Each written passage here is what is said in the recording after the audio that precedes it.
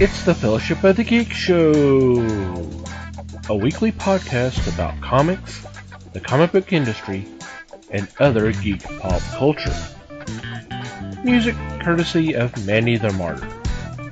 And now, on with the show!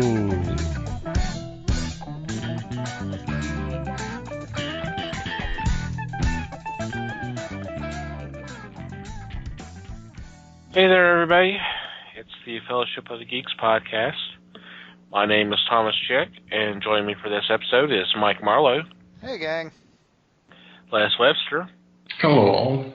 And Liz Newman. Hello, everybody. How are you guys doing? Yay, we made it. We made it, yep. All of us. All of us. We're all here. I'm We are here. I blame Brandon. Yep, totally his fault. He had to be born. He had to be. On today. He had to be born. You couldn't hold out any longer. I couldn't.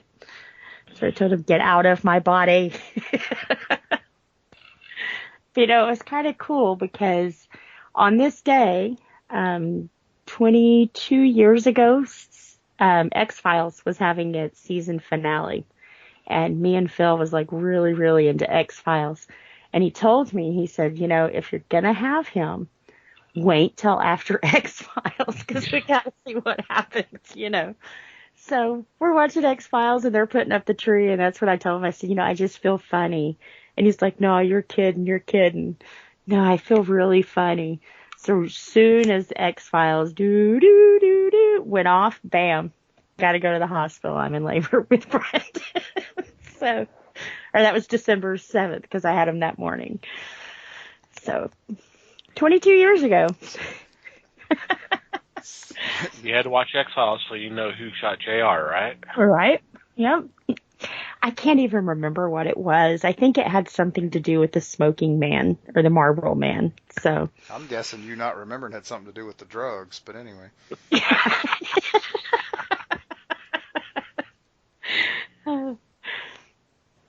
But it's kind of cool because he also shares a birthday with Jim Morrison. And I named my oldest child after Jim Morrison. So ain't that kind of cool? One I name after him and the other one shares his birthday.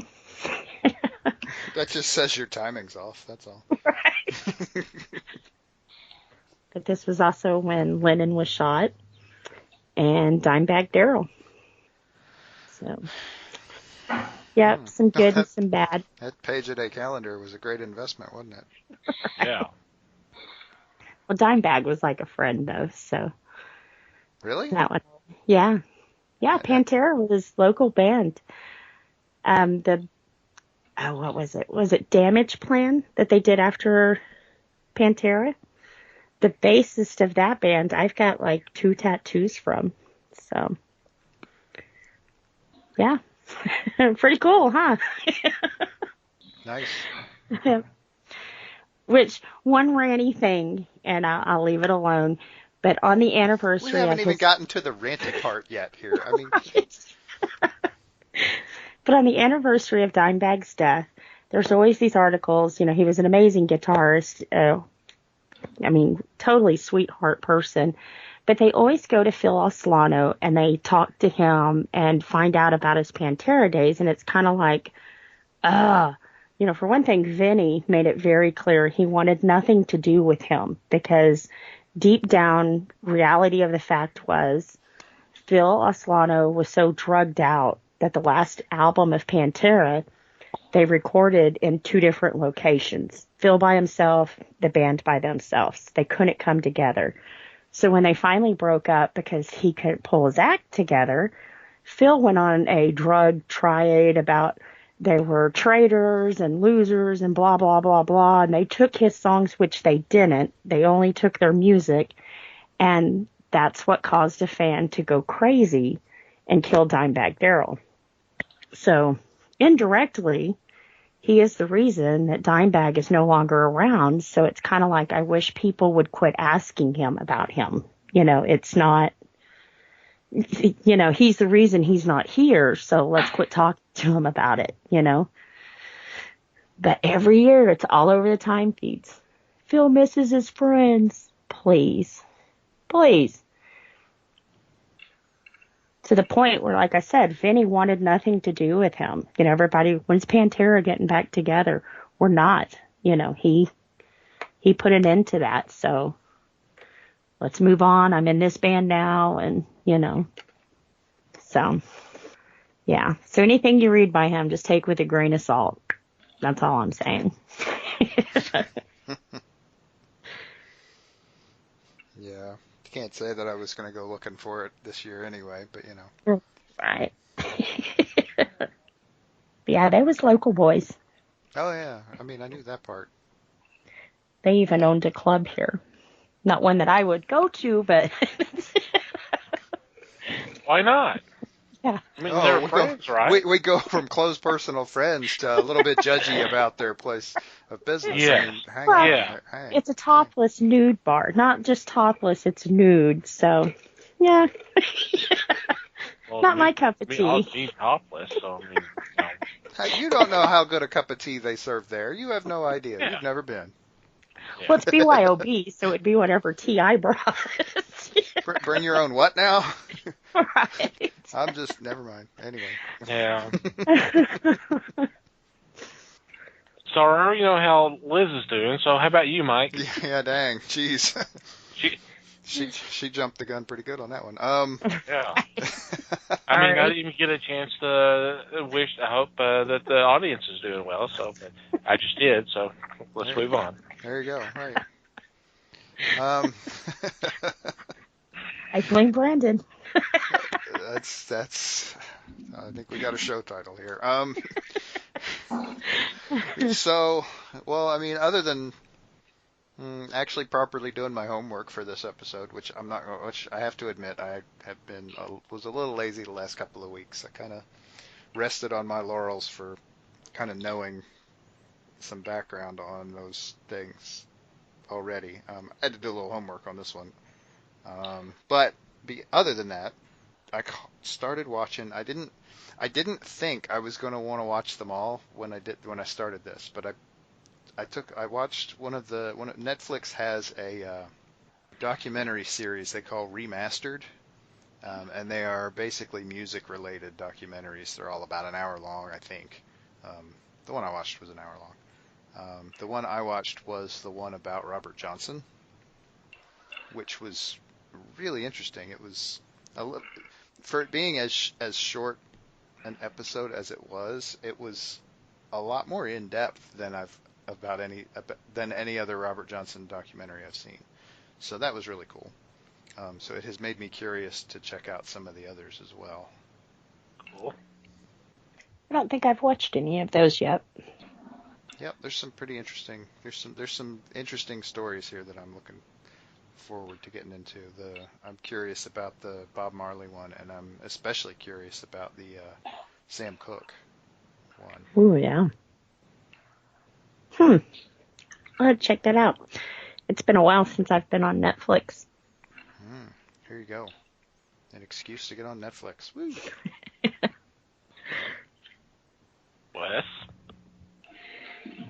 Well, last night I was telling the guys that I attended a wrestling match over at the Elks Lodge and thoroughly enjoyed it. I would say there were probably 100 people in attendance. They had folding chair seating, but it was fun because the wrestlers took a lot of heckling from the crowd, and the crowd laid it on thick. Well, I mean, these are elks that are wrestling, so I mean, it's kind of unusual to think of these animals trying to battle each other. But how do they do that with the antlers? That's what I want. Yes, exactly. That's why I wanted the barriers to be a little bit further away. But it was not only were there hecklers, but the wrestlers gave it right back just as good. So it was an interaction, This is something that they do twice a month. Dang. Once, I think, here in the Dallas area, and the other is in, I want to say, Grapevine. So it's just some local wrestlers, and they have a good show. As a result, I had a really good time. Yes, they do serve alcohol, but no, I was not partaking. Yeah, right. But that sure fueled some of the fans too. So, yeah, I was happy I got to go. Yeah, I bet in a venue that small, I mean, it would be easy to be a heckler. You wouldn't really have to even be all that loud because, I mean, no matter where you are in a place that size, you're right next to the freaking ring. That's true. Pretty much. That would be an interesting way to do it.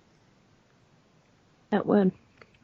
It would get you involved in. It would be a good way to learn kind of the. Well, okay, I almost said the ropes. That would be bad.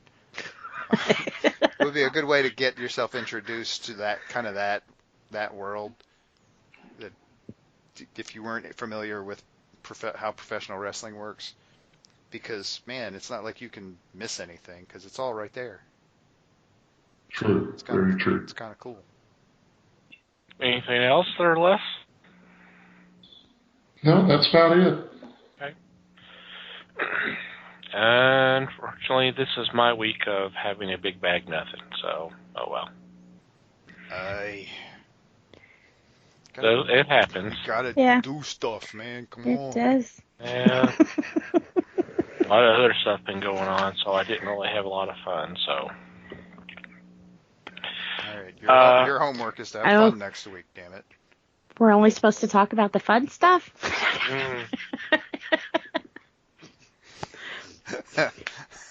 Oops. I think I've been doing this wrong.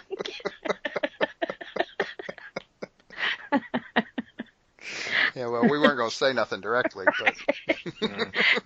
but 2 years later. Before we get into this week's discussion, I do want to remind everybody of our monthly meet and gabs. Of course, the one for December would have already occurred by the time this episode drops, but it's always the second Saturday of the month. And what this is it's an opportunity for you geeks in the Dallas-Fort Worth area to come hang out with us and just discuss things that are going on in the universe of geekdom and have some good food. We meet at Wing City, which is located at 1456 Beltline Road. And it's in Garland. The zip code is 75044. I will have the January event up here in the not too distant future. The January event will be the 11th at 7 p.m. All this information will be on our website, www.thefellowshipofthegeeks.net. And if you're following us on Facebook, we'll definitely have a Facebook event set up. So come hang out with us. It's always a good time, always some great conversations. And this is also an opportunity if you'd like to help us with gathering comics for the charity that we're working with, Comic Books for Kids. We are looking for all ages and teen books that are new or like new, really good shape, because these are going to kids in hospitals and cancer centers. We will gladly take those and get them processed to send out to either Mark or send them to the local hospitals that we'll be dealing with here. So definitely, like I said, check our event page there, and I'll have that information. And if you want more information regarding Comic Books for Kids, there is a link on the website as well. Just look for CB4K. There's information on how you can, if you'd like to send comic books directly to Mark or like to do a financial donation, which, of course, all the money goes to shipping comics across America and Canada. They also have a store where they're offering comic books that have exclusive variants that were designed specifically for the charity, and all the proceeds obviously go to shipping. There's also a coloring book. There's a volume 1 of coloring book with some big name artists contributing original art. And Mark's already talking about a second volume, and some of the names that he's listed are pretty impressive. So it's going to be, both these books are going to be sought after. So if that catches your fancy, I mean, it's $10 a book, which is a great price considering that there's some big names in these books, and it's going to a good cause.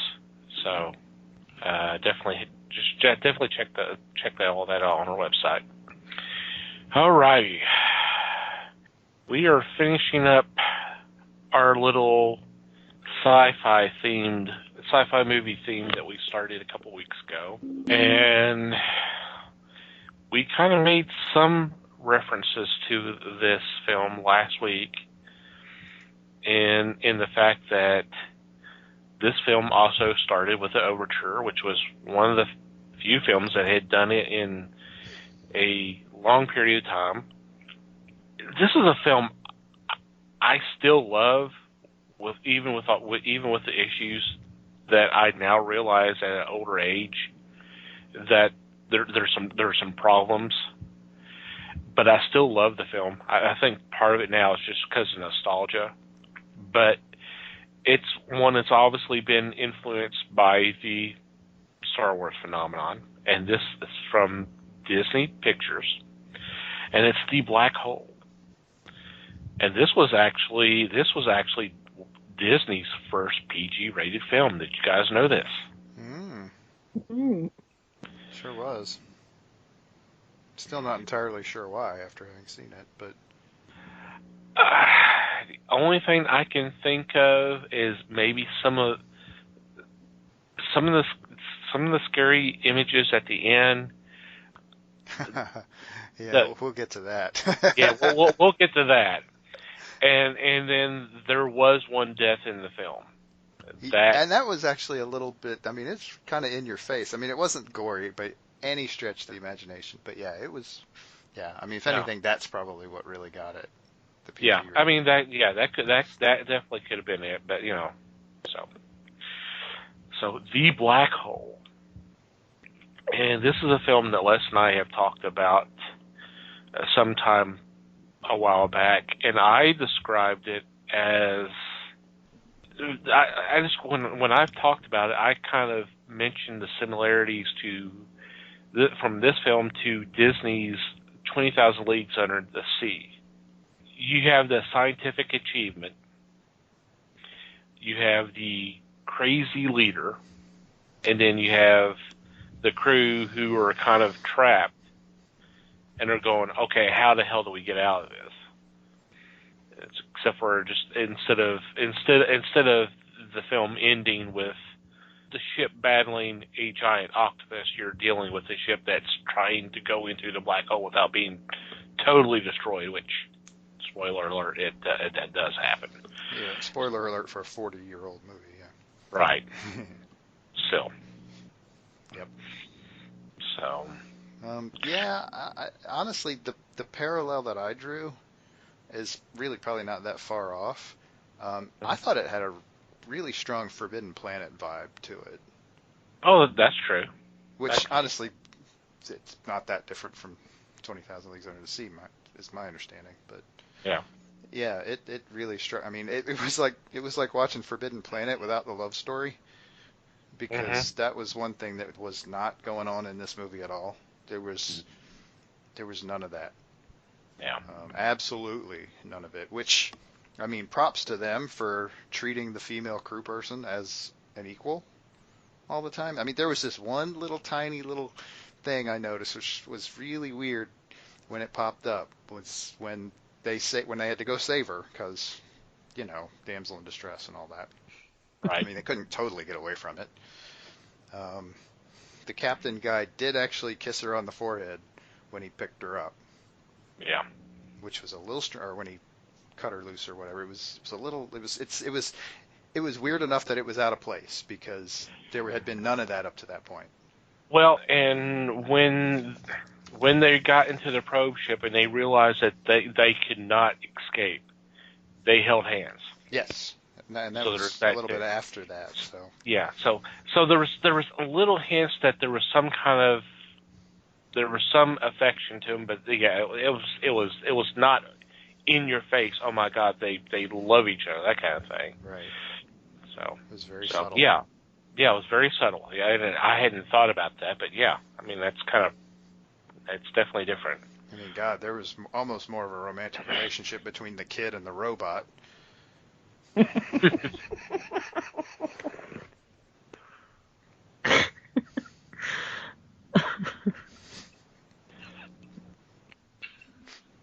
Well, we already lost Liz, so let's... I didn't mean to bring this to a screeching halt. Sorry, but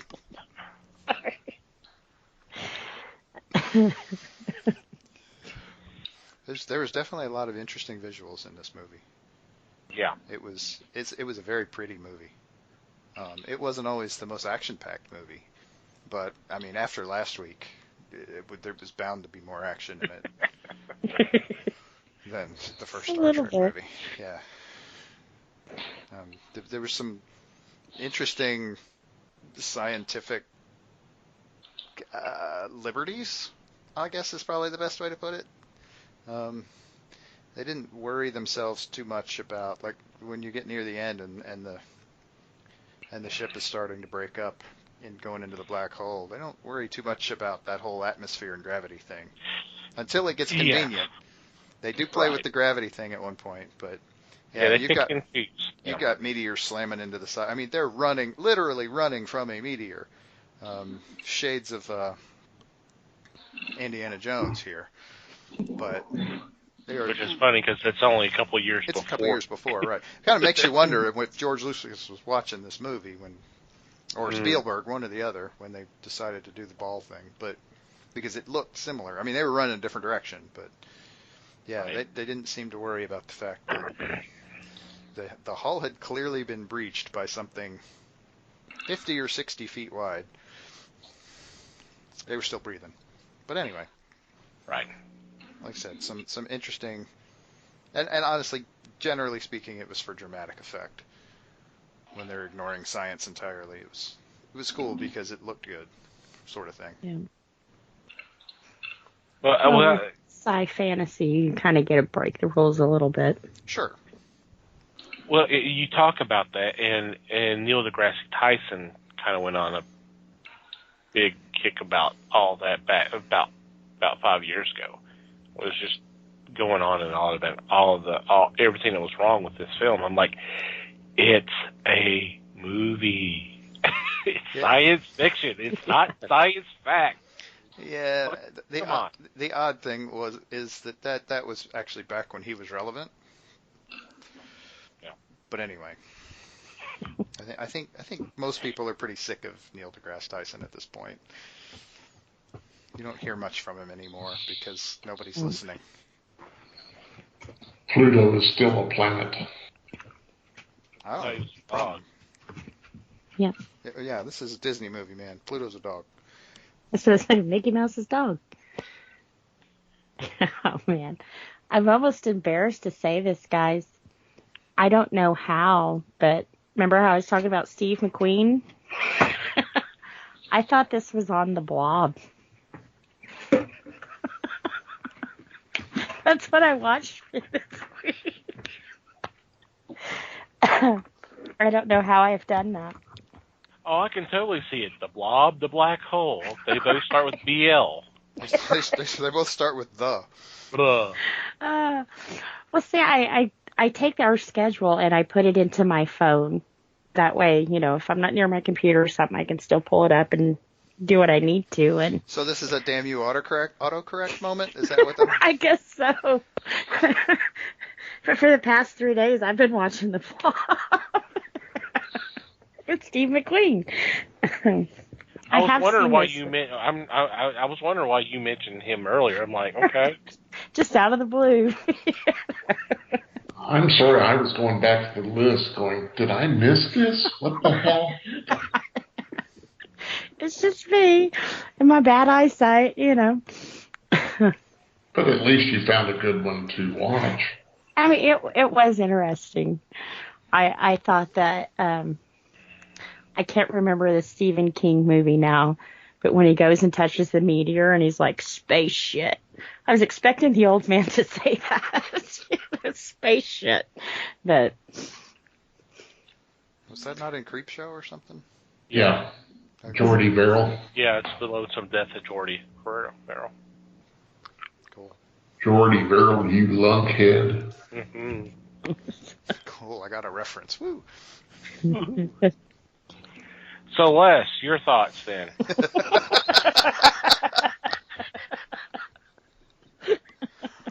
I watched it again today Mm-hmm. and wished I was watching The Blob. Oh, wow. The Black Hole is okay. It's a fun movie. Isn't this the one that they called in Harlan Ellison to do some of the research for space? Not that I'm. Okay. I would have to look. I'm not. Harlan Ellison doesn't seem like a Disney guy to me, but anyway. Yeah. Well, I think they were. The thought I had was that he was brought in just to deal with the science portion. It was an interesting movie. It did have some flaws, but it was entertaining. Mm-hmm. The stiffness of the robots at times was funny because not all the time would they be rigid in their movements. The big reveal that one of the robots had a limp was something I picked up immediately when I first saw this back in '79. But to me, it was evident that something was wrong here too. Well, it wasn't a small limp. No, not by any means. But I know people that walked out going, "Wow, I didn't see a limp." How could you not see the limp? Were you snoozing during that one or what? Jeez. Yeah, it was pretty obvious limp. It was fun. It's not one that I would line up to see again and again, but it was okay. I haven't checked to see if Disney put this one on their Disney Plus. It is. I imagine Is it? They will if they haven't. Yeah. Yeah, because I had to rent it from Amazon Plus. If I had Disney Plus, it would show it without a problem. When they played this on the Disney Channel, didn't they have to edit like damn and hell and heck and a couple other minor words out of it? I wonder if those are put back in. I don't recall there being more than about 2 dams and a hell anyway, so. Yeah. Yeah. I mean, Yeah. I don't know why they would bother. Yeah. Yeah. Well, unless they already had, they had the edited version from their channel.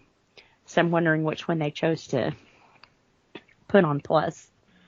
By the way, Harlan Ellison was briefly brought on as a scientific consultant on the film. He was fired on his first day before lunch was over because he pitched an animated porno movie starring Disney characters. Yep, that sounds like Harlan Ellison, all right. That'll do it. He said that he was simply joking, but the others of the group said no. I've heard him talk. It's hard to tell when he's joking. True. Pretty much sounds the same or sounded the same all the time. I mean, and he was brash and loud. And, that's fine. I mean, I can honestly believe he was joking, but I can also 100% believe he walked in and made a joke like that. And I say that respectfully. I like the guy. I mean, how can you not like that level of brashness? I mean, Yeah. And I mentioned the Star Wars influence. I mean, with Vincent, you literally have 3PO and R2D2 in one package. hmm. You have the small robot that saves the day constantly, and then has the British accent. Right. I mean, and I'm not gonna lie. Like I said, I had not seen this before about like 2 days ago. I had no trouble picking Roddy McDowall's voice out of that. None whatsoever. I was like, oh wow, Roddy McDowall's in this? Cool. Yeah. Just it was. They didn't even. No, he's not credited. He's not either. credited, but they didn't really disguise him either. So No. I find it interesting they didn't credit him or Slim Pickens. Yeah. It's like they didn't want to point out that it's like they were trying a little too hard to maintain the illusion that the robots were real or something. I don't know. I don't know either. It seemed odd to not credit them for that. They were both well-known people. It's not like people are not going to recognize their voices. Right. True. But yeah, it is. I find myself wondering what this movie would have looked like without Star Wars, because it actually was in production before, Oh, yeah. and got put on hold a couple of times. I bet there would have been a lot less laser fire. Yeah. Um, Well, I mean, if this is to be believed, it was originally the original premise was going to be a space themed disaster film that was supposed to be done in the early 70s during that whole craze. It was supposed to be called Space Station One, hmm which really makes you wonder why would Disney be involved with this? You know, why would they do a disaster film? Because they were successful. Well, I understand that, but I mean, Disney, you know, even back then was doing rather well, Right. doing their formula stuff. So you just, you know, It does. I agree. It seems very weird that they would want to jump on that bandwagon. but then again, they turned around and jumped into the Star Wars bandwagon. So I mean, come on. There was a star-studded, no pun intended, cast for this, including a couple of Oscar winners. And I was reading IMDb, and it strikes me as funny that Maximilian Schell, who played Dr. Reinhardt, had a robot. Name Maximilian. Just what? That has a robot that's named Maximilian. That has always been kind of weird to me. Well, and at the end of the movie, when Reinhardt and the robot were merged, then Reinhardt was, what they say, ironically trapped in Maximilian's shell. Oh, wow. That's a long way to go. Yeah. I don't know. I thought it was pretty on spot. I'm not saying they didn't do it. I'm just saying it's a long way to go. Yeah. Which, I mean, I find myself wondering how long he had been attached to the film then before writing was completed on it. Because, I mean, why would they cast it before they had, I mean, I guess they could have changed that at the end. Because honestly, the ending, that was out there. I mean, that actually started to bring, and I'm sure this was intentional, memories of 2001. Yes. It being as far out there. And to be honest, I mean, call me old-fashioned, but I definitely got a very strong heaven and hell vibe out of that. Yeah. I mean, clearly the impression was that Reinhardt was in hell and the others were on their way toward heaven of some sort.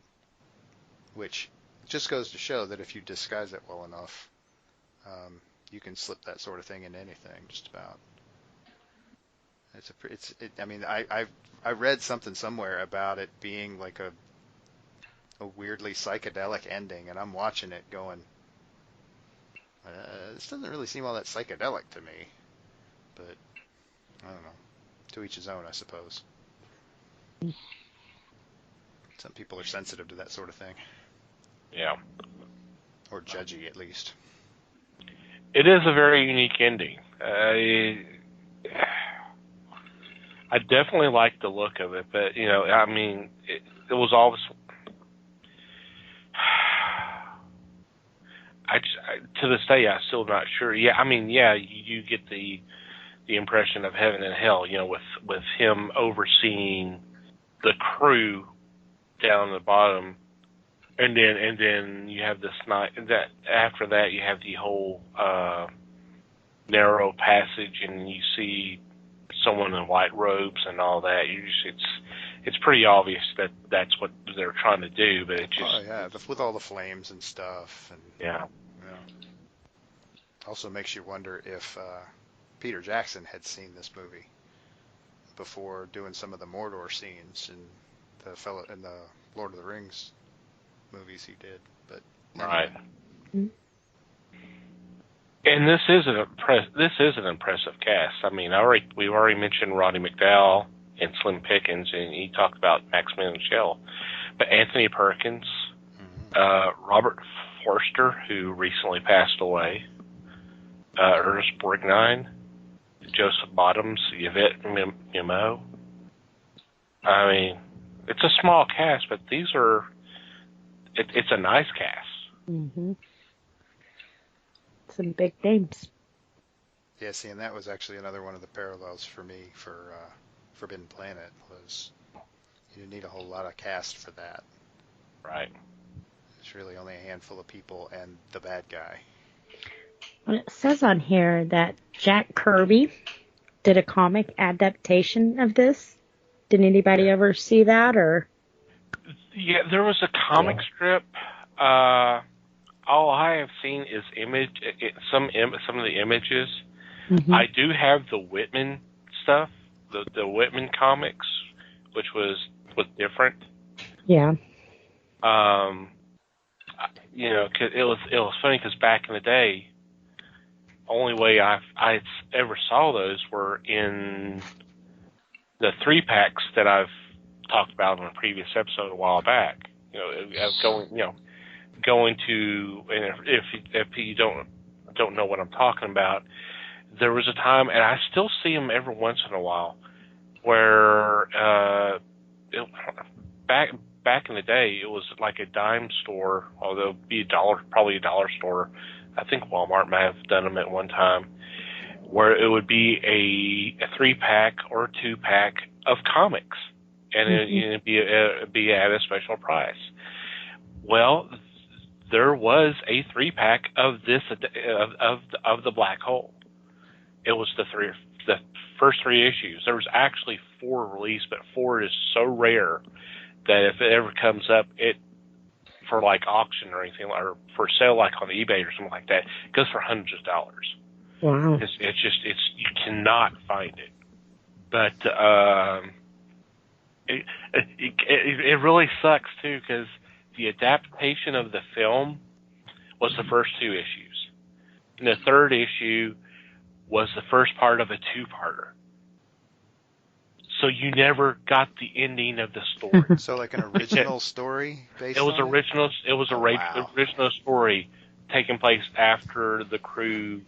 You know, the crew successfully went through the black hole and started exploring, and it started a new story. And it was the first part. And he's like, next issue, this happens, and you never get to read it because it's so rarely printed.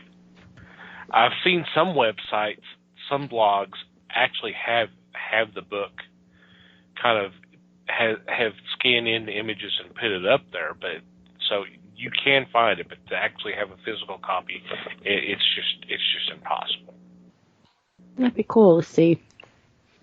I thought it was so funny because I remember getting those books and reading them and seeing the movie, and of course, they obviously didn't have the permission to do the likeness of the character of the actors. Whoops. So it's so funny. So the Anthony Perkins character almost looks like Larry Fine with a mustache. Oh God. So it is so off. You're just going, whoa, okay. It's like Ghostbusters all over again, except 5 years before that. Yeah. Kind of makes you wish the Ghostbusters people had learned their lesson from this, but anyway. But I would love to get my hands on the Kirby adaptation because I know it's good. From what I've seen in the art, it's pretty cool. And God knows what the pages look like, especially of the end. Because one thing Kirby could do real well is the galactic, you know. Right, that huge, The massive great- scale space panorama thing, yeah. Yeah, and I would love to see that. It said it ran for 26 weeks, so there should be quite a bit of it out there, you know. I know because I've actually tried to look into it over the last few years or so because I think it had been reprinted in like a Disney Digest like back in 2007 or something like that, but you can't find that either. And it's like, so it's. Seems like with some of these books that they do where they collect his work, they should at least include some of that, you know. Well, and they might include some, but yeah, probably Yeah. only samples. it depends on yeah. Well, I mean, if they can get their hands on all of it to be able to actually put it together as a entire. Right, and if they can get Disney's permission, because I'm sure Disney owns it, Yeah. Well, or at least Well, owns I the mean- license for it somehow. Right. I mean, it's Disney's property, so I Mhm. mean, I Oh, don't yeah. think it would be issues, but It was released on their Treasury Classic line. that's okay. That's what I was thinking of. Mm. Yeah, Treasury Classic. Who knows if they ever decided to do the remake that they talked about kind of heavily a few years back? Maybe that might spur some interest to do that. I don't know. Well, with Disney now doing Star Wars and, you know, things that they've done after this, do you think that they would make a good remake? Do I think they can make Yeah. a good remake? Yeah. Do you think that it would be a better storyline, or I think it would be, but It's going to depend on who they all get involved, but yeah, I think so. yeah. At one time it was going to be the guy who did Tron Legacy. He was attached to it. He really wanted to do it, and I'm not sure what happened, but there's been no movement on that. And Tron Legacy is how old now? How long ago was that film? I mean, I've heard some scuttlebutt about a Tron reboot or a Tron remake. I'm like, why? You essentially did that with Legacy. It's not so much a remake, but definitely kind of get more interest and kind of go on from there. But y'all didn't do that. Right, you went a different direction. So, Tron Legacy was December 17th of 2010.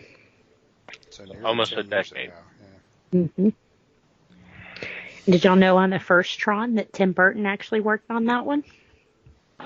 Well, no, because you haven't told us that yet, Mr. Yeah. Burton expert. Right. He's uncredited, but that was some of the, I want to say animation, but it wasn't animation that they did on that. But, yep, he worked on that one. One of his early, before he was like, man, Disney's too happy. and Once again, Tim Burton creeps into the show. Right. It's not like this is a mystery, man. I mean, come on. We can play 3 degrees of Tim Burton. Yeah. I can always bring it back around. Well, thank goodness for that. It's a talent. Is it? Boy, they- Yeah, we'll go with the talent. That'll work.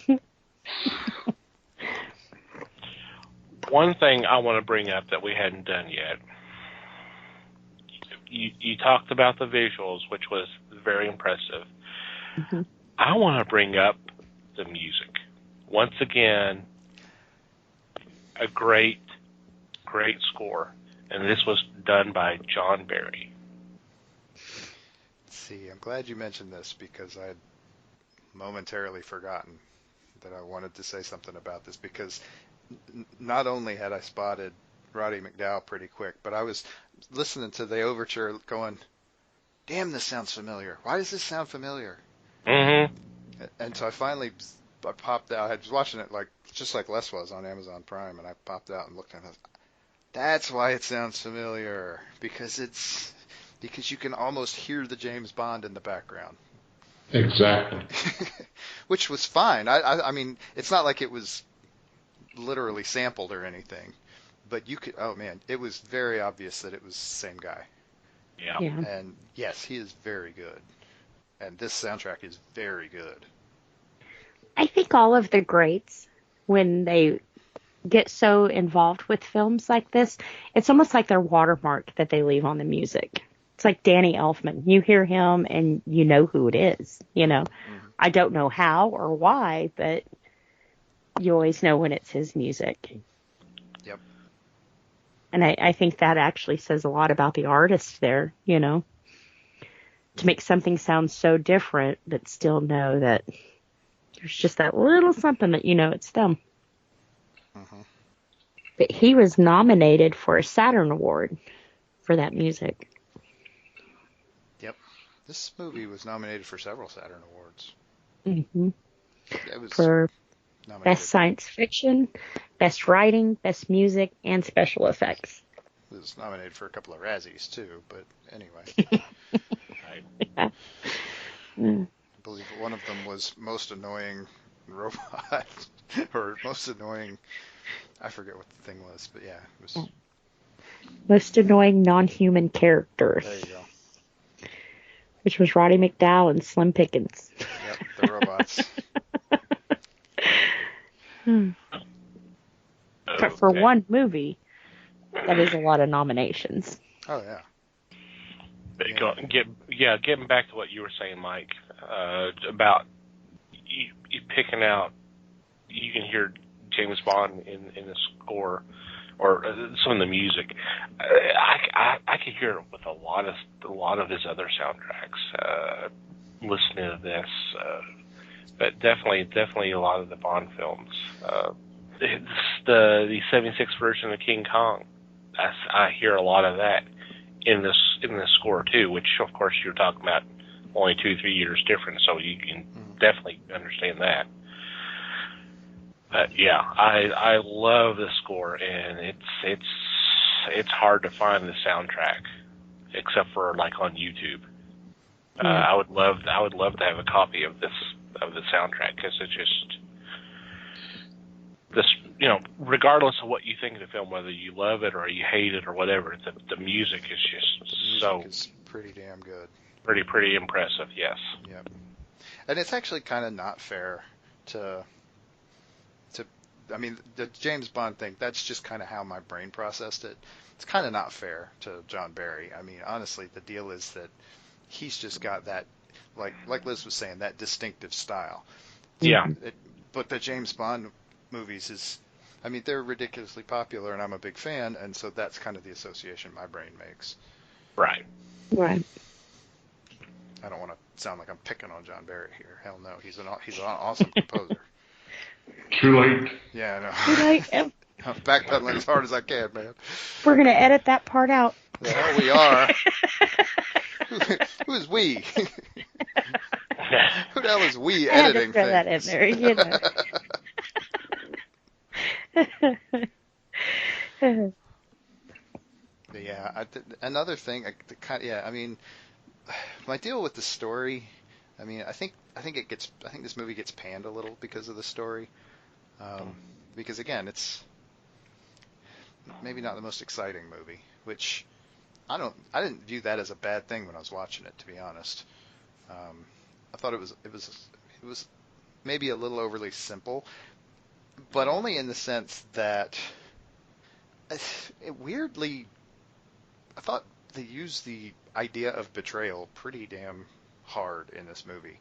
It seemed like every time anybody's turning around, somebody's betraying somebody or stabbing them in the back or something, and it seemed a little overmuch to me. I mean, I guess the point where it finally annoyed me was when, and we get into spoiler territory here, when Harry stole the ship. I'm like, really? Did he have to do that? Honestly? Yeah. I mean, yeah, sure, he'd been kind of whiny and wanting to get out of there for a while, but we also were pretty sure he didn't know how to fly the damn ship. So Right. the idea that he would That was proven. fake a broken leg, which, okay, really? How you gonna grab your knee and say my leg is broken? What? I mean, how dumb is this kid? Anyway, it seemed a stretch. I'll just put it that way. Well, I mean, yeah, because I mean, he was all talk. Because I mean, first it was like, okay, we'll just take over. We'll take over the ship. You got the scientists that could reprogram the robots. We'll take out Maximilian and overpower it. We'll take this. We'll come home. We'll be heroes. And then, you know, when they go, okay, you know what? We're gonna have to do that. And he goes, whoa, wait a minute, what? Why are we going with my plan all of a sudden? Yeah, he was definitely not an action guy. And that's one of those things of you talk about him. That's Ernest Borgnine's character, Booth. Yeah, Harry. Harry Booth. As a kid, I didn't think anything about it, but as I got older, I was going, okay, this is a space exploratory mission. Why do you have a newspaper a reporter as part of the crew? Right. I mean, ordinarily you'd think the PR guy would be the guy would be like in Houston, if we use the NASA reference. That's where you keep the PR guys. You're not going to send them up in the ship. That just seemed weird. I mean, you essentially have like a pilot, a co-pilot, 2 scientists, newspaper reporter, and then the robot that can do everything. Right. The robot that makes them all obsolete. That is your crew. In hindsight, you're going, okay. Really? Yeah. And then the other one that kind of threw me was when Reinhardt, when Alex gets killed, when Maximilian kills Alex, and then they grab the girl, Kate.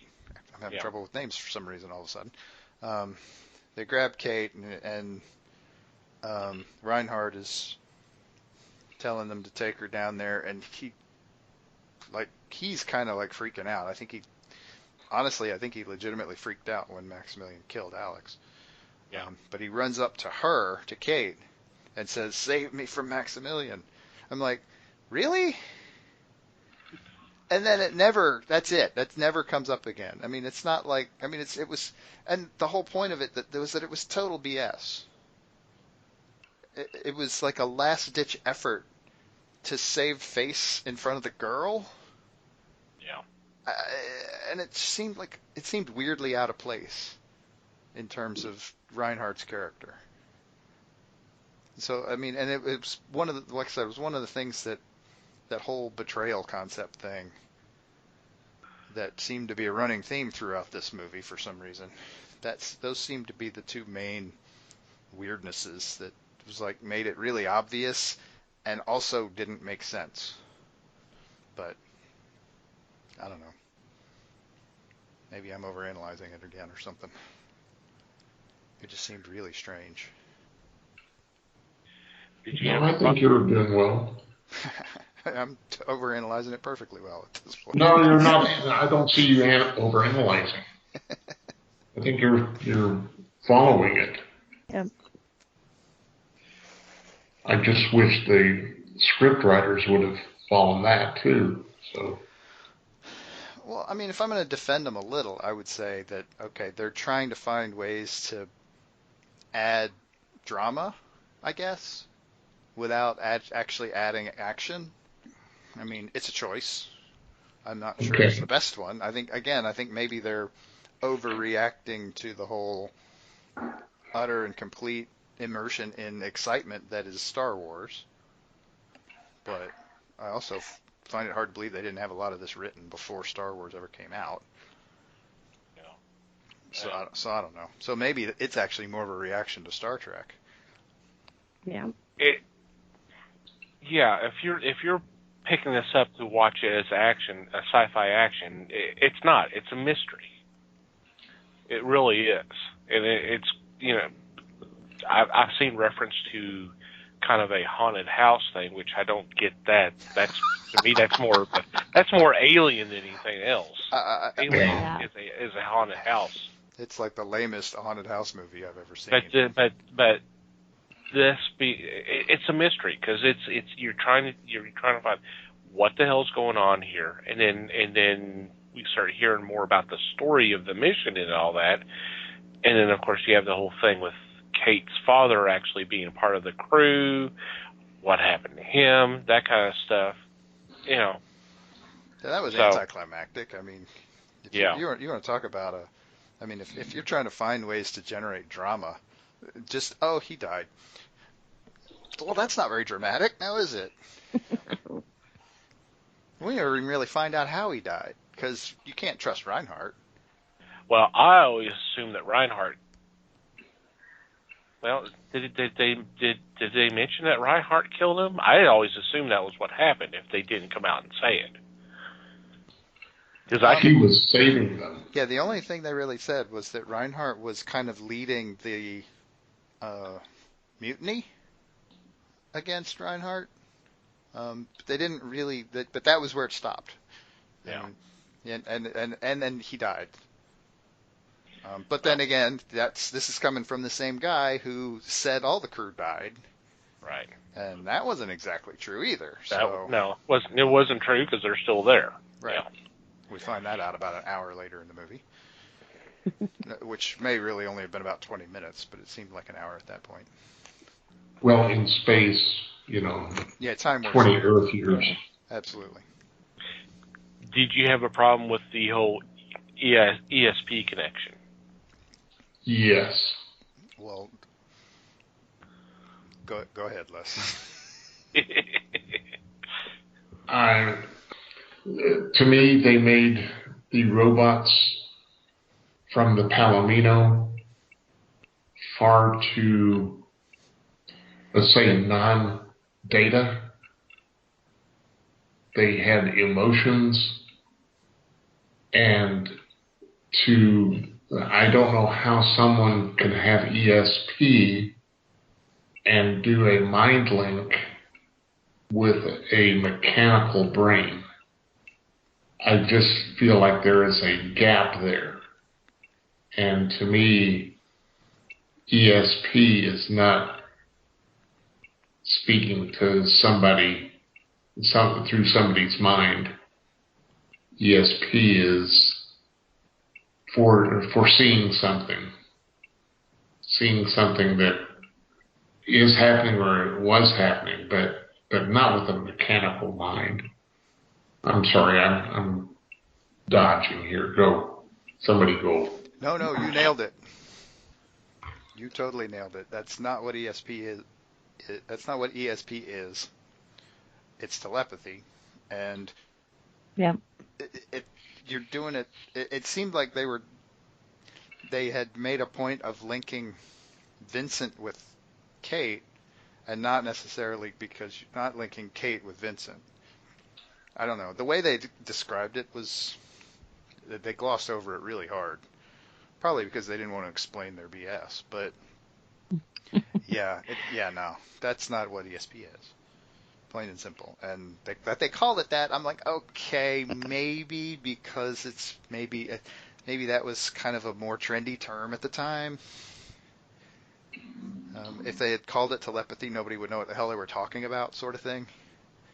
So they called it something that they knew people kind of had because, I mean, you probably already had the phone psychic phenomenon happening at that point.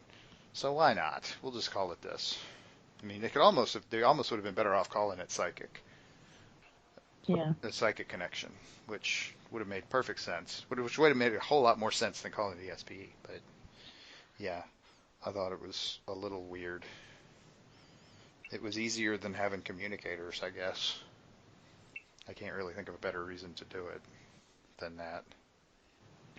Well, or just say some writing instead of, oh, how are they going to find out that she's in danger? Well, okay, well, she's communicating with the robot that way. That's how they know. Like, okay, all right, whatever. Right, and again, why would you not just use some small piece of technology to do that instead? It would be easier. Yeah. Right. And it would make more sense. I mean, it's almost as if they wanted to make it seem semi-magical. What's the Force? Oh, right. Oh, yeah, we can't use that. We can't call it that. We'll call it ESP instead. There you go. That could have been exactly it. Is kind of. We need this to look mystical somehow. Yeah. Mm-hmm. Does it surround us and penetrate absorb us, into us and all that? Binds the universe together. Absolutely. Well, they're not midichlorians. I'm sorry. No, and apparently they couldn't afford a lady's shaver either to use as a communication device. But anyway.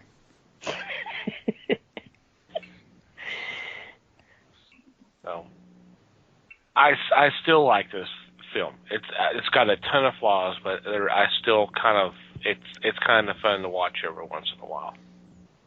It's kind of been part of the theme for the last few weeks. Well, true. movies that are not bad. This is not a bad movie. I liked it. I mean, yeah. I agree with Les. I'm not sure I would watch it a whole lot more many times, but I don't regret watching it for sure. It was good enough. Yes, it is. It's the science in the science fiction is very flimsy, but they cobbled it together as fast as they could.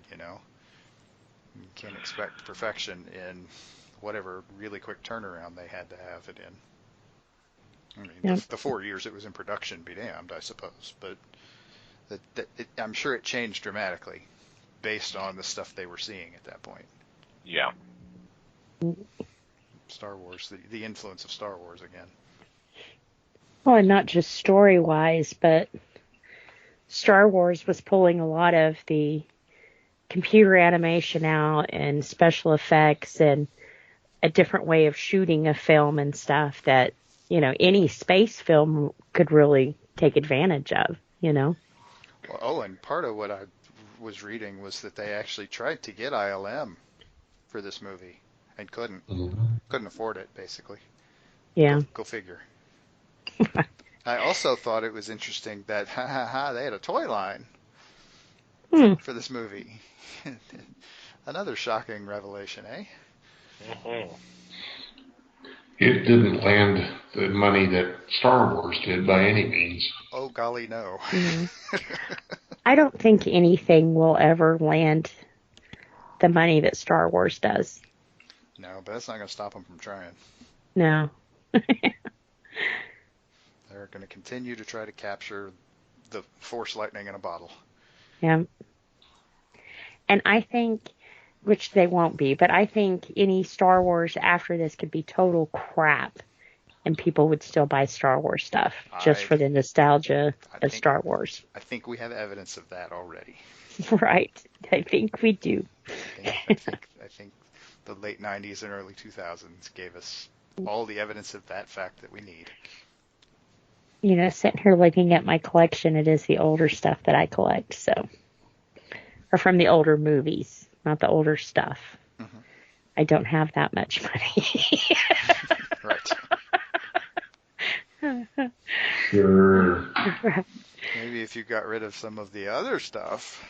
Oh, no. That's sacrilege. I know. That's why I said it. I was trying to offend you there for a moment. I even picked up new ones today. Well, there you go. Man, you really did have an outing today, didn't you? I did. Some places are still running their Black Friday prices. Some pops were half off. It's like, what? So I pick out like 8, and I get through cashing out, and there's like this whole other wall, and Brandon's like, please don't go look. Please don't.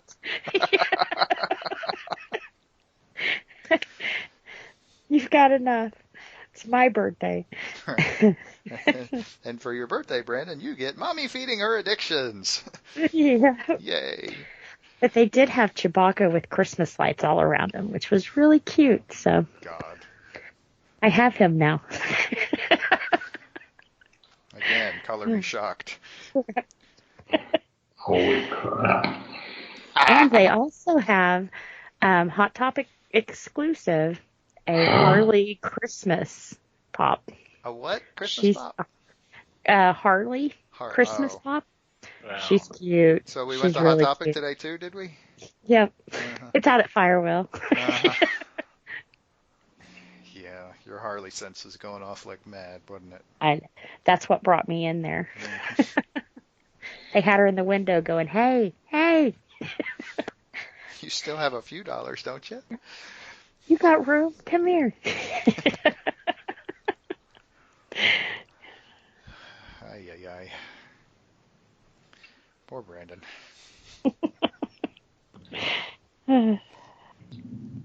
But just think of it as an inheritance. That's what I keep telling them, because I don't take my stuff out of the box, you know. And I told them after I die, if they do, I will haunt them. Whoa. Have they when you've mentioned this as inheritance, have they mentioned the idea that they might prefer cash? I mean, Well, you know. They should have got a different mama. Dang. But, you know, some of the stuff I have is like cash. So, you know. Mm-hmm. And I think for my kids, it would be not so much how much they're worth. But if you look at my collection, everything has like a certain thing it means to me, you know. So it's like me, left behind for them. Yeah, 90% of it is it's cute. He's cute. And it's attached to Tim Burton somehow. Yeah. Well, there's a lot of DC up there too, you know. And Star Wars.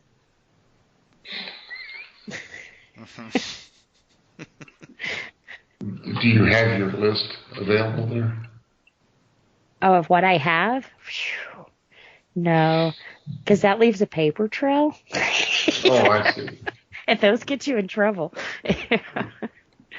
Especially when they're like, $10 a box. What? It's all in her head, Les. It's all in her head. They do have websites to keep up for that, but I haven't looked at it. And then I'm afraid I'd see how much I don't have. And I'm like a completist, so that probably wouldn't be a good idea. You know, I commend you for recognizing that fact and choosing not to act because of it. I know Honestly. my limits. Honestly, I commend you for that. Yeah. Holy cow. So, the black hole. Oh, wait, we had a topic tonight? What? I thought it was the blob. Right. I thought it was Hey, it was Liz's kind of a addictions. black hole. I thought it was about Tim Burton.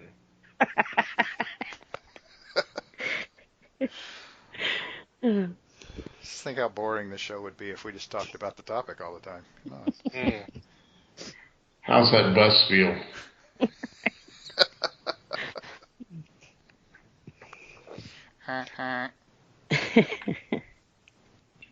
And on that note, let's go ahead and take a break. And we'll be back with our weekly picks.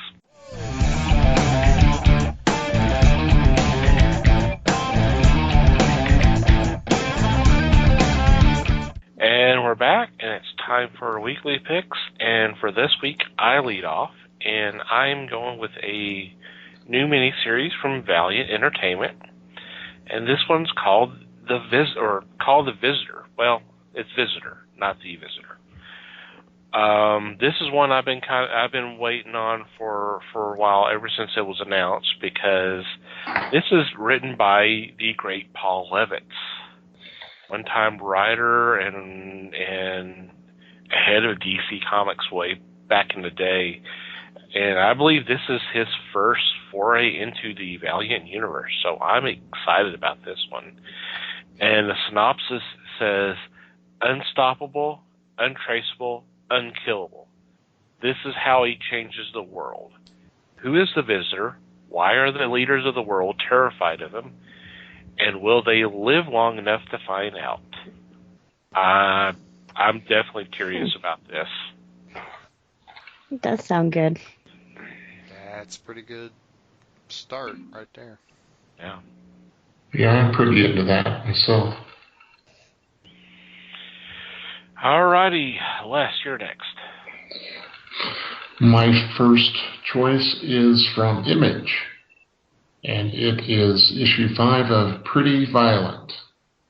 You've heard me speak of this title before, where the young girl wants to be a superhero, but her family is a group of supervillains. They know that she wants to be a superhero. She just has a big problem with coming across with the wins. She has a tendency to mess up everyone else. So this is a mature audience comic, but it is a lot of fun. Try it out. Mm-hmm. Yep, it's a good one. Yep. Alrighty, Liz. All right. For my first pick, it's a Christmas title, and I would love to tell you what it is, but they haven't told us what it is yet. This is going to be called Project Xmas. Of course, it's a one-shot kind of deal, but Mark Miller, we've talked about him a lot on this show. He's telling us that this is the perfect gift because it's the sequel to one of his most beloved Millar World projects.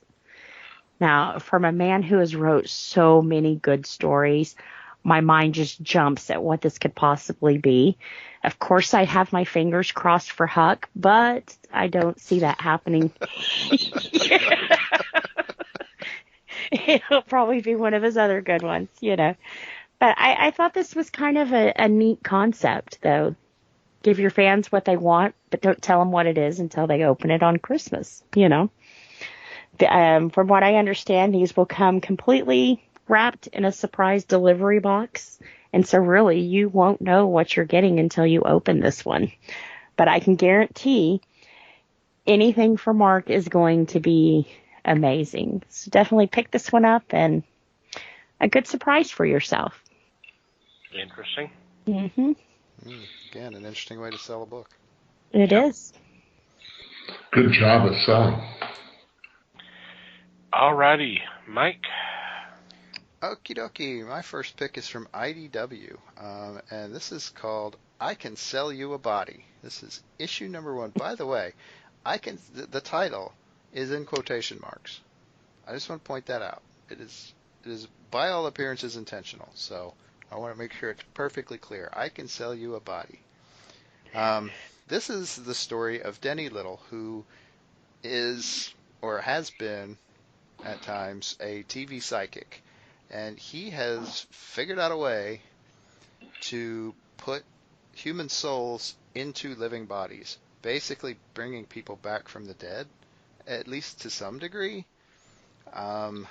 Strangely enough, this practice is going to get him into trouble, and I, for one, am dying, ha ha ha ha, to find out how. This book has got me curious. That does sound pretty good. I'm ready for that. Yep. Alrighty. I am next, and for my second choice, I'm going with from IDW Publishing. If you're not aware, the current trend in books is to do facsimile editions of prior books, and IDW is jumping on board by doing a facsimile edition of Star Trek: The Motion Picture comics adaptation. Kind of timely since we just did that last week. This was written by Marv Wolfman with art by Dave Cockrum and Klaus Johnson, and I remember this looking beautiful. And it was a well-told adaptation of the film. So definitely check it out if you've never seen the adaptation of the film. Some great names there. Got me curious just from that alone. Alrighty, Les, you're next. Choice number 2. I'm going with IDW. Number 1 of Wellington. This is a supernatural thriller which introduces the Duke of Wellington, one of the most decorated military heroes of England. And he, unknown to most, he is also the most daring monster hunter. So now this first issue will start you with the secret history of Wellington. I'm in because just the idea of knowing who Wellington was is kind of cool. And now to say, yeah, he was a monster hunter also, I'm in. Yep, could be good. Yep. Especially if he's wearing the boots. Yeah. Yeah. Alrighty, Liz. All right, for my second pick, this is one I'm pretty excited about every year, and this one is called Klaus: Life and Times of Joe Christmas. Now, actually, reading up on this, it's going to be a one-shot because Grant Morrison has been so busy with his new TV series, Brave New World's coming out next year. But also with Happy and stuff, he says, I really didn't have time for another series, but I didn't want Christmas to go by without giving you guys something. So he grabbed his friend Dan Mora once again to do this with him. And they've done 25 pages, which will wind up being a 48-page comic, but it's 25 pages that he's doing in an Advent style. There's absolutely no words in this comic book, and each page will tell a story from 1 year of the life of Joe Christmas, which is a baby that was abandoned with Klaus that he calls Joe Christmas. So basically a baby Santa Claus. So it should be pretty cool. Like I said, 25, so we'll see up to 25 years with Joe Christmas. I do expect probably next year when he's got a little bit more time, we'll get a little bit more in depth of the story of what we've told. But to me, this is kind of cool because to me, it's interesting when they just give you the picture and you tell your story. And then later on, you find out, did you get the same ideal that he was trying to portray in this picture? Or, he says they're really good, really, really good. So I'm very excited about this one. Like I said, totally different concept. I think with both my picks this time, it's something different. I don't think I've seen anything quite like this. So we shall see. But he's calling them short stories. Like I said, each page will tell a story. So we'll get 25 stories in this one. Interesting concept. Mm-hmm. Very nice. Alrighty, Mike. Okay, well, somebody's got to get us off of this Christmas thing. And so I'm going to do that with my pick from Dark Horse Comics, and I'm really excited about this. I'm picking Tales from Harrow County, Death's Choir, #1. Harrow County's back. Woo! Yay! And jeez. Okay. Thank your dad, kids. Thanks, Dad. Anyway, so this is a new story.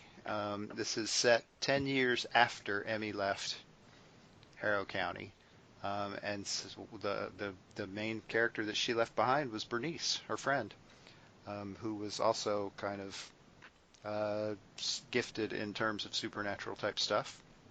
And it being 10 years later, we are now up into like World War II era, and so there's some interesting stuff going on using that kind of as a starting point.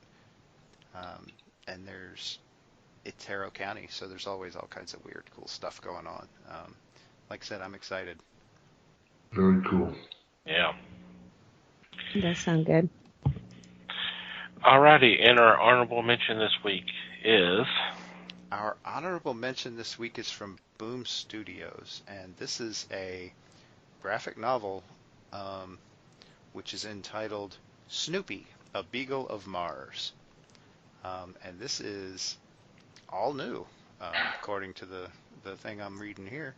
And Snoopy, the world-famous astronaut, is on his way to travel to the planet Mars. And man, who doesn't want to know what he's going to find and what he's going to do with his new friends that he meets there.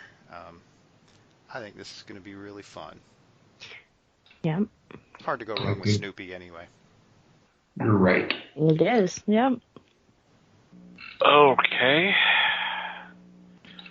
Well, I'm sure we got some special shout-outs and mentions this week. Yeah, this has been kind of a rough one. Yeah, it has.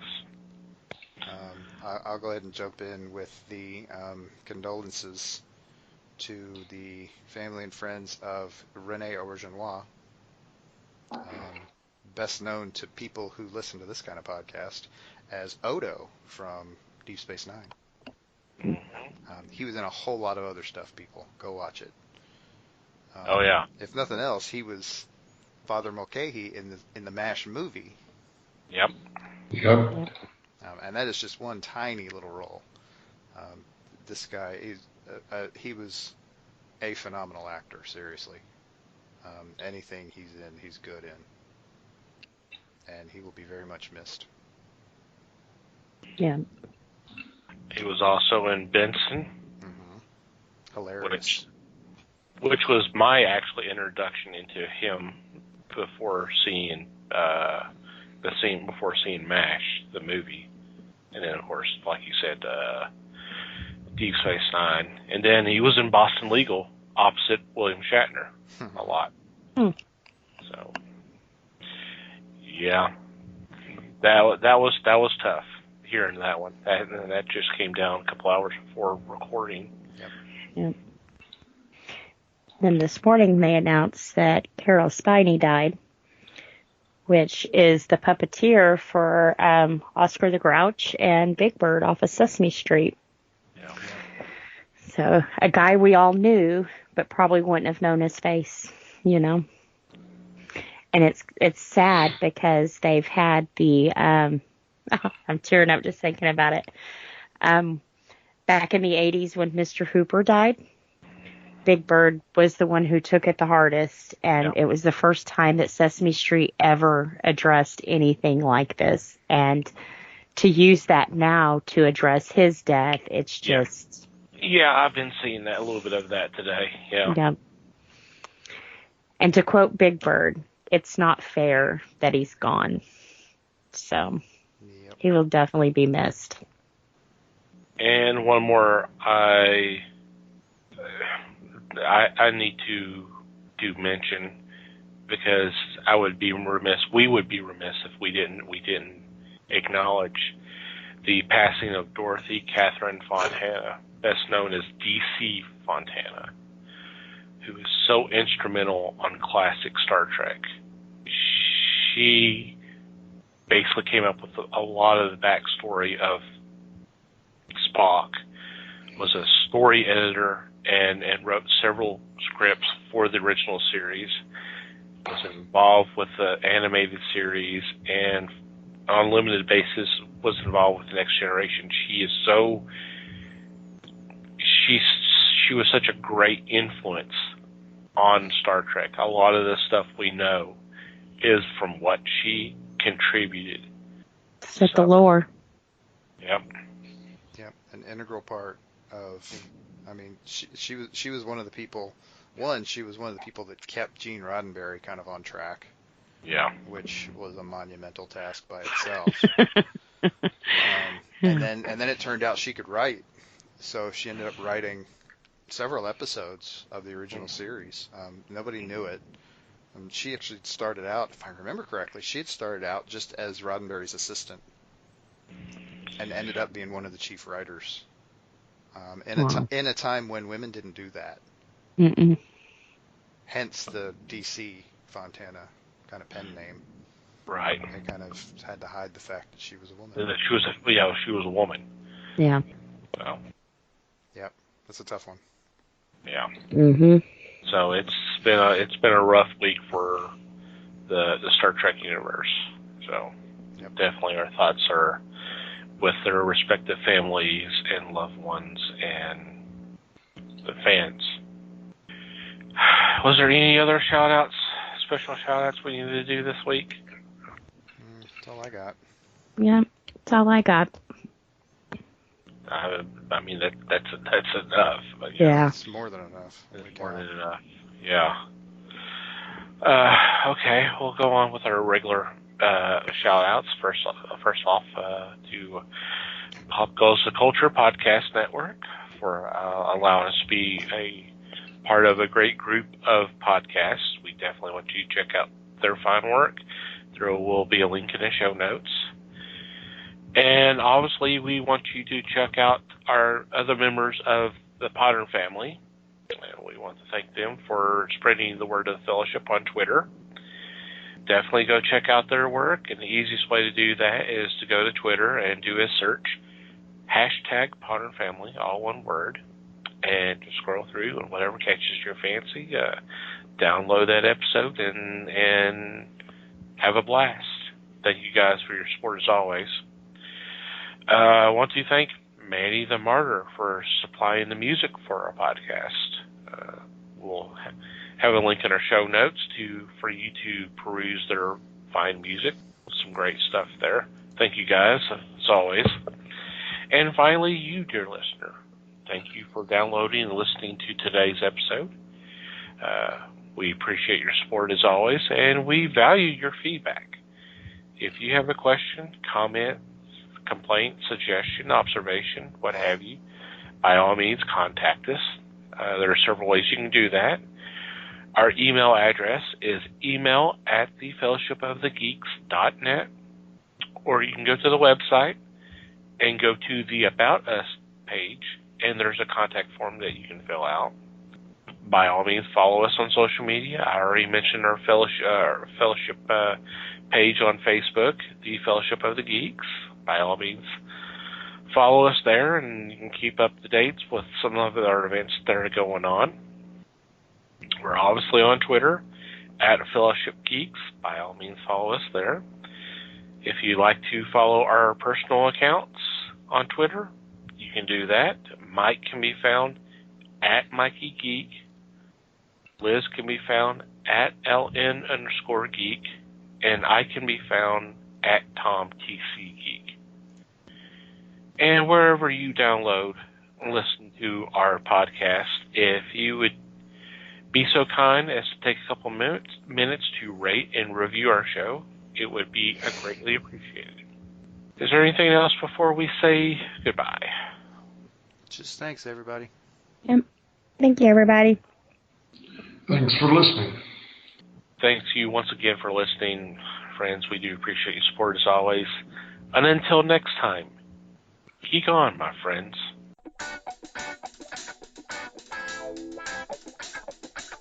We thank you for listening to the show. Comments, suggestions, and questions can be sent to email@thefellowshipofthegeeks.net. You can follow us on Facebook at The Fellowship of the Geeks and on Twitter at Fellowship Geeks. Until next time,